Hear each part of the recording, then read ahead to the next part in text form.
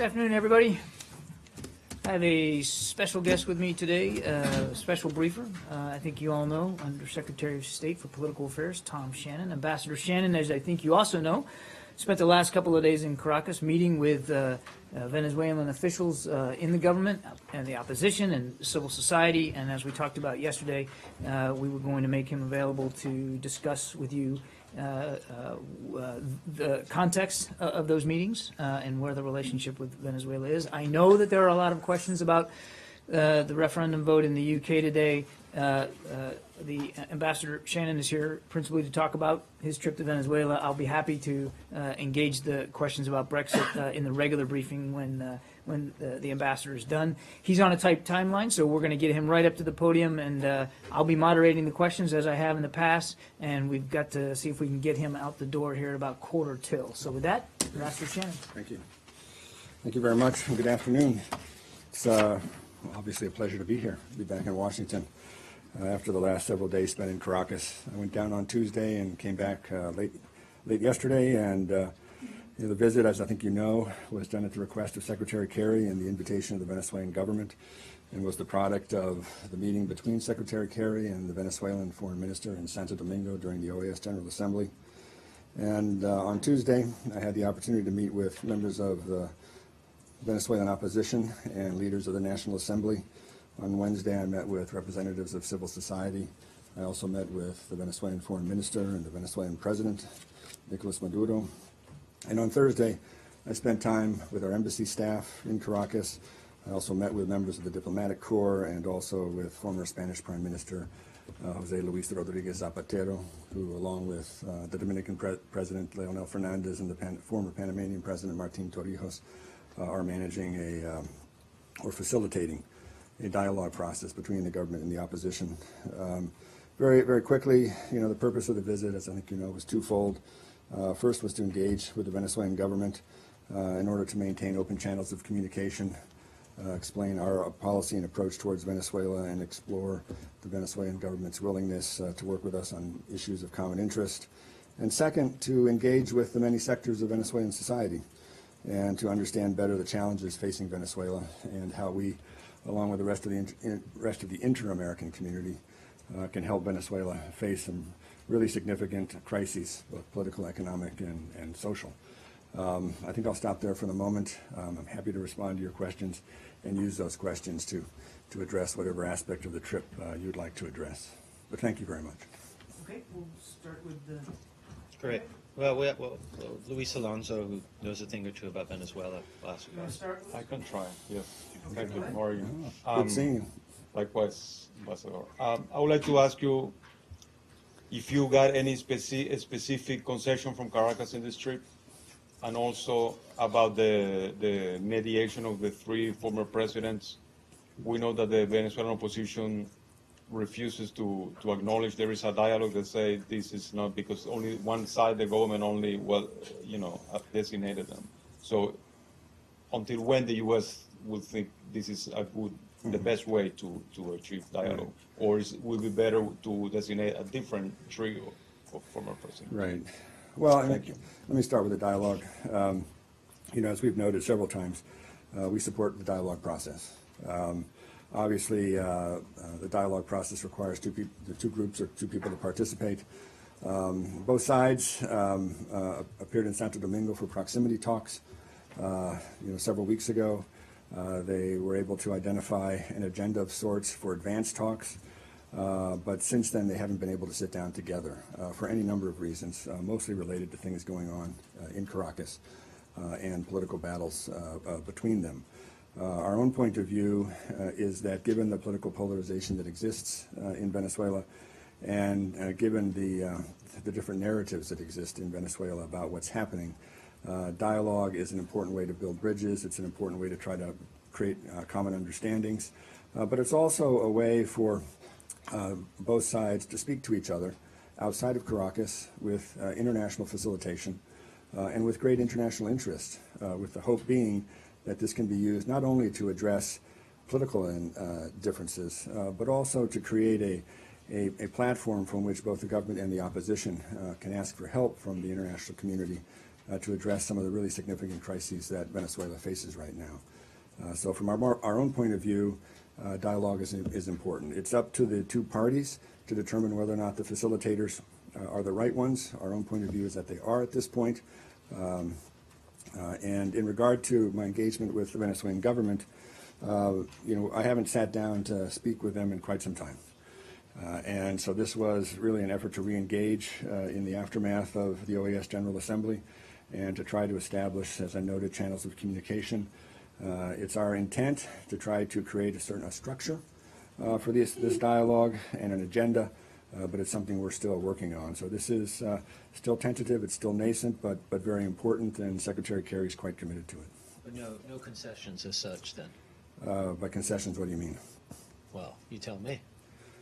Well, but Did you get a pledge from President Maduro that he would not use the United States as a boogeyman for his country's problems? Did you get a promise that he'd respect the role of the United States in the mediation process? I don't know, anything. yeah. Well, I mean, what we got was, first of all, a meeting in Miraflores Palace in the full light of day with the U.S. flag and the Venezuelan flag together, and photographers present. I think that was a clear indication that they recognized there was importance in showing the visit was taking place as a formal diplomatic engagement, coming as it did immediately after the OAS General Assembly and just before the vote yesterday in the OAS Permanent Council. That in and of itself, I think, was indicative that there's an interest in engaging with us and a value in engaging with us.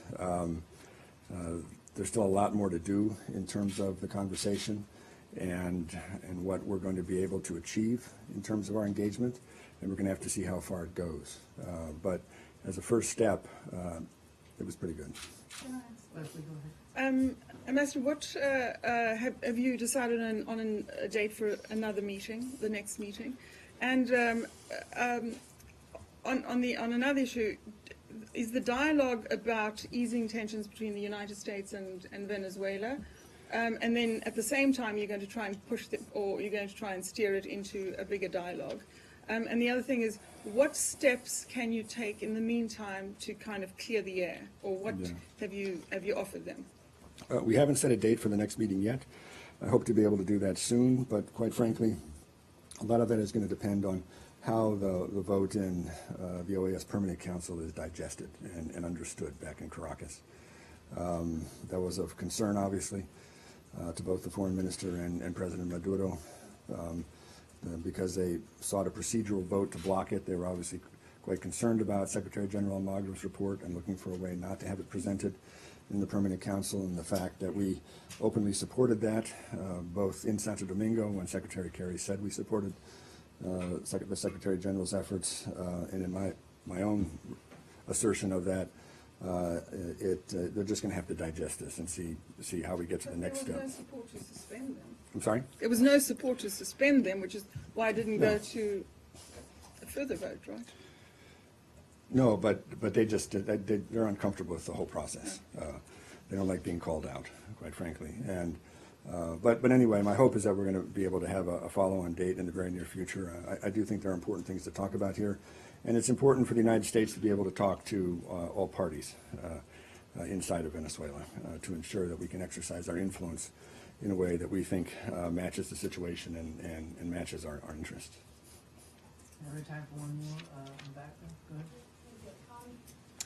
So yesterday and the whole week, the foreign minister was very critical of the United States and really harsh words during the whole process of the Organization of American States. And my question is, how much this complicates the whole role of the United States and to change when you are in Venezuela talking to the officials, and here publicly the foreign minister is talking in those words about the role of the United States. And wanted to ask you if you could also, when you answer in English, can answer a little question, the same answer in Spanish? The same answer. Sí, por favor. Igualito. Yeah. La misma cosa. Yeah. Well, first, one of the reasons the meeting took place was because of the exchange between Secretary Kerry and the foreign minister in Santo Domingo. And the Secretary thought that the kind of rhetoric used in Santo Domingo wasn't appropriate for the moment, and certainly wasn't appropriate for the kind of relationship that should exist between our two countries. That said, it's a rhetoric we're familiar with, and it's one we just have to push through as we try to, as I mentioned, pursue our own interests and promote our values, and try to exercise, some degree of influence inside of Venezuela at a very difficult moment. As everybody knows, Venezuela is a profoundly politically polarized country. And the narratives that are offered both by the government and the opposition are distinct and different, almost to the point that you wonder if you're in the same country, which is one of the reasons why dialogue is going to be so important here, because being able to bridge this difference and recognizing that there's a large segment of the Venezuelan population that sits in the middle between this polarization and are looking for some effective governance to address the really significant challenges they face on a daily basis.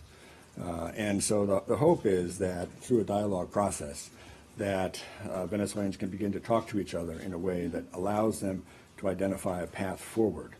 But it's important to note here, and the Secretary noted it in Santo Domingo, that the dialogue does not replace other political channels of activity. It doesn't replace the recall referendum.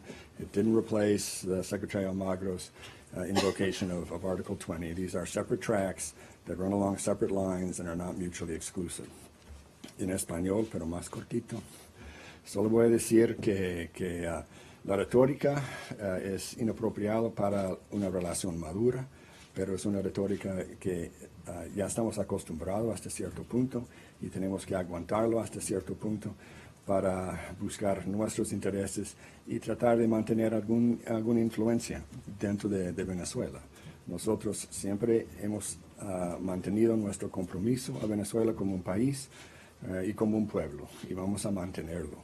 Pero en rumbo de eso, o en la manera en que tratamos de acercar a Venezuela, vamos a continuar en apoyar diferentes carriles de acción. El diálogo es muy importante porque es la única manera que Venezuela va a construir los puentes necesarios de entendimiento para buscar una salida de sus múltiples crisis en una manera democrática, constitucional y pacífica.